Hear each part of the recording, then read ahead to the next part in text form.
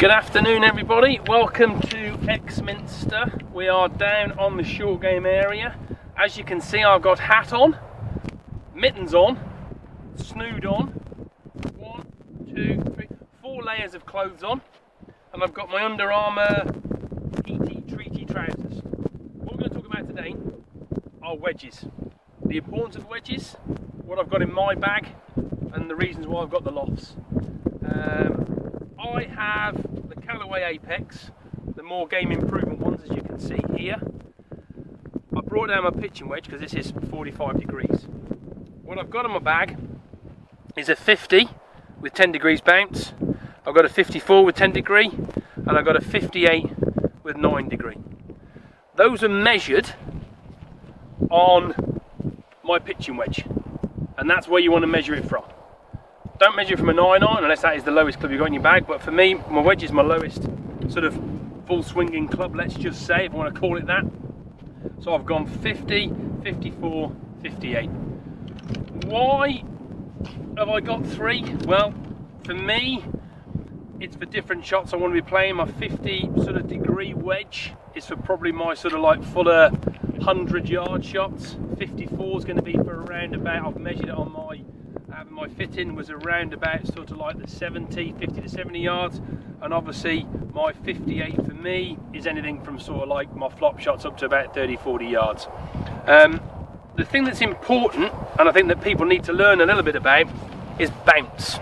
As I said, I've got a 10 and a 9, quite high, and the reason why I say high is what you want is that the majority of people, when they play a wedge shot, will probably have the ball, I think, too far back in their stance. Okay, I'm going to move it further back. My cameraman is telling me to do so. Okay, the ball gets a little bit too far back in the stance, and most people chunk into it.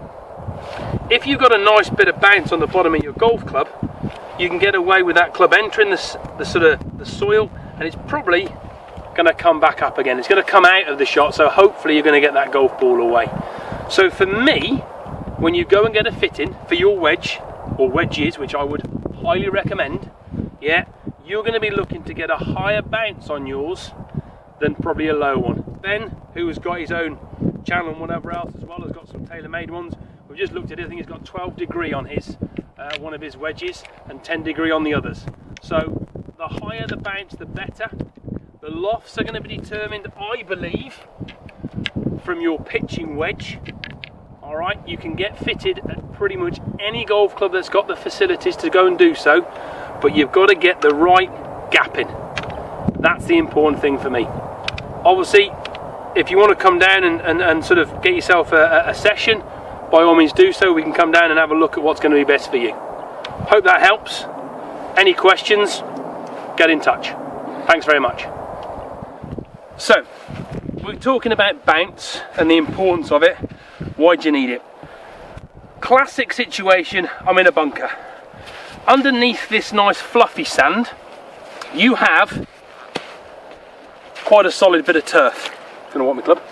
Okay, now your bounce is going to allow itself to cut through the soft sand, but once it hits that firm sand, that bounce kicks in and the club comes out of the bunker.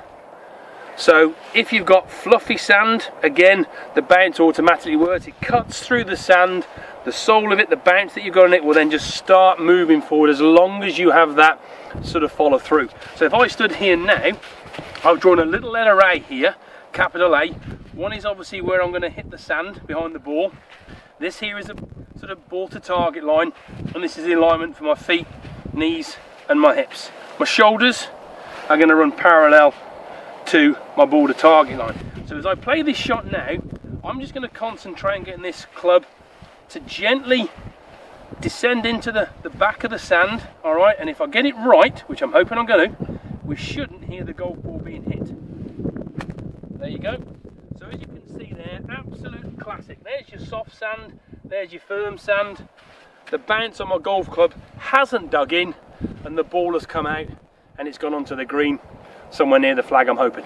If you had a lower bounce club, what would happen is you would probably get that shot there, where as you can see it's a much deeper divot, and obviously that ball would probably not have come out of the sand.